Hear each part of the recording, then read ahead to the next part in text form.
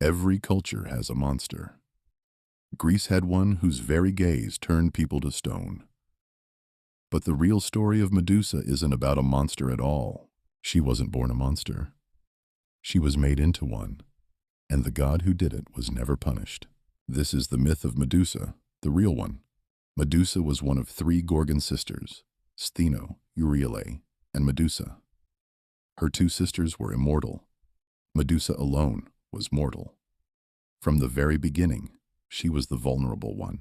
Before everything that happened to her, Medusa was described as extraordinarily beautiful. Ovid wrote that her hair was her most celebrated feature, admired by many, desired by all. Medusa was a devoted priestess of Athena, the goddess of wisdom. She had taken a sacred vow of chastity and served in Athena's temple. Her life was one of devotion. Then Poseidon arrived. Poseidon, god of the sea and one of the most powerful Olympians, forced himself on Medusa inside Athena's own temple. She was a victim. In her own sanctuary, Athena discovered what had happened in her temple. Her sacred space had been desecrated. And rather than punish Poseidon, her equal in divine power, she turned her rage on Medusa. Why didn't Athena punish Poseidon? Because the divine hierarchy made that nearly impossible. Zeus was Poseidon's brother. The power structure protected him completely. It was easier and safer to punish someone who couldn't fight back. Athena cursed her. The beautiful hair Medusa was celebrated for transformed first. Each strand became a living serpent. Then came the curse on her eyes. Anyone who met her gaze directly would be turned instantly to stone. The same eyes that had made her beautiful now made her untouchable. She was imprisoned by her own face. She was exiled to the far edge of the known world, a remote island called Sarpedon. No humans, no gods. Alone, with nothing but stone statues of anyone who had wandered too close. Over years, the statues accumulated. Soldiers who came to kill her. Adventurers seeking glory. Each one now frozen forever, a silent testimony to what she had become through no fault of her own. Then came Perseus, a young hero, son of Zeus and a mortal woman named Danae. He wasn't hunting Medusa by choice. He was manipulated into it by a king named Polydectes, who wanted his mother. "Bring me the head of Medusa," the king said, knowing it was a death sentence. No one had survived. Perseus had no choice but to try. But Perseus had divine help.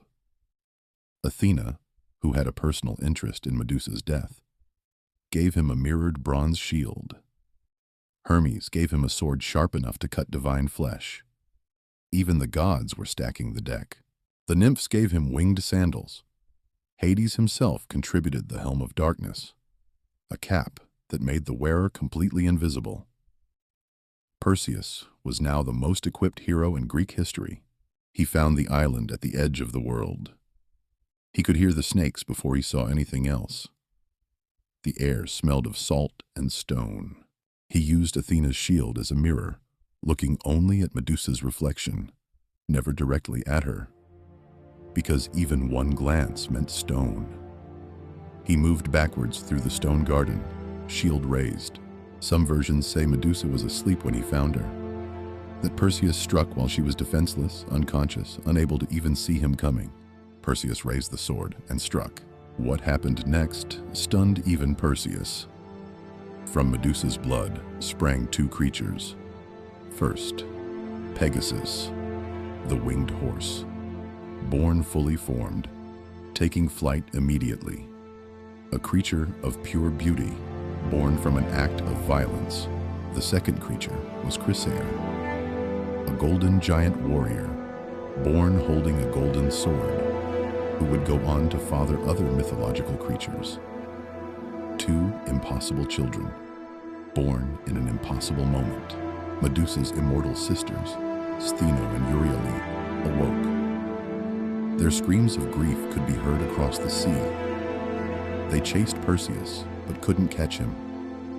He had the helm of invisibility. He vanished.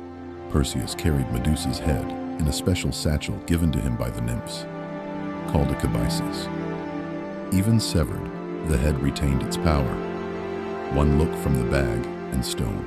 On his way home, Perseus used Medusa's head multiple times as a weapon, turning enemies and sea monsters to stone. Even in death, her power was being used by others for their own ends. Some things don't end with death. Perseus encountered the Titan Atlas, who refused him hospitality.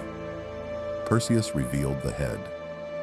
Atlas, who had been condemned to hold up the sky forever, was turned to stone and became the Atlas Mountains of North Africa. The mountains are still there. Then Perseus saw something extraordinary. A beautiful woman chained to a sea cliff. Her name was Andromeda, a princess sacrificed to a sea monster to appease Poseidon's anger. Again, Poseidon's anger. Again, a woman paying the price. Perseus used Medusa's head to turn the sea monster to stone. Then he freed Andromeda, and they married. Even the tools of one woman's destruction were used to save another. Mythology is rarely neat. Perseus finally returned home to find the king Polydectes. The man who had sent him on the mission was still terrorizing his mother. Perseus walked into the king's court, and he showed the king's entire court Medusa's head. Every single person who looked turned to stone. Polydectes, mid-sneer, frozen forever on his throne. Perseus gave Medusa's head to Athena, the same goddess who had cursed her. Athena mounted it on her shield, called the Aegis, where it would protect her in battle forever. The woman Athena had punished became Athena's greatest weapon. One final detail. Athena collected Medusa's blood, separately from each side of her body. The blood from her left side was a deadly poison. The blood from her right side could raise the dead. Even in death, she contained both destruction and life. Here's what the myth is really saying. Medusa didn't become a monster because of anything she did. She became one because of what was done to her. And because the powerful found it more convenient to punish her than to confront the one actually responsible, the gaze that turns people to stone. What if that's not a curse, but a metaphor? What if Medusa represents something that, when truly looked at directly, is so uncomfortable that we'd rather pretend it's stone than deal with it? For centuries, artists depicted Medusa as a horrifying monster. Then something shifted. From the Renaissance onward, artists began painting her with dignity, sorrow, even beauty. Caravaggio painted her with an expression of pure shock and grief, not evil. Today, Medusa has been completely reclaimed. She appears in feminist literature, tattoo culture, protest art. Survivors of assault use her image as a symbol of defiance.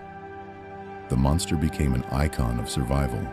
The reason this myth has survived thousands of years isn't because it's a good monster story. It's because it describes something humans recognize instinctively. The experience of being punished for something done to you by the people who were supposed to protect you. And Poseidon?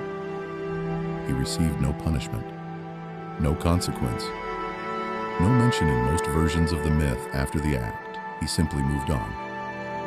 In the original Greek sources, his name appears once in this story. Once.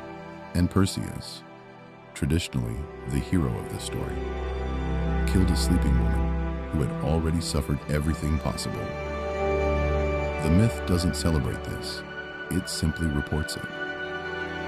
Make of that what you will. The name Medusa in ancient Greek means guardian or protectress. The woman cursed for being a victim, the monster made from an innocent, named guardian. There's a whole essay in that single word. If you had to reduce this entire myth to one image, it would be this. A woman sitting alone on a rocky island, surrounded by stone statues of the people who came to destroy her.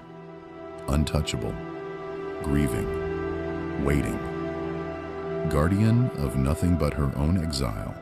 In ancient Greece, Medusa's face, called the Gorgoneum, was placed above doorways, on shields, on coins, on walls. Not to frighten, to protect. Even in Greek culture, her face was understood as a guardian. Her name meant what it said. The Greeks gave us a myth about a woman who was victimized, punished, exiled, and killed, and whose power, whose blood, whose face, and whose name outlasted every single person who wronged her. If that's not a story about resilience, nothing is. Her face is still on Athena's shield, still protecting, still watching, still here. 3,000 years later, the Guardian endures. If this changed how you see Medusa, wait until you hear what really happened to Icarus. That story is already here,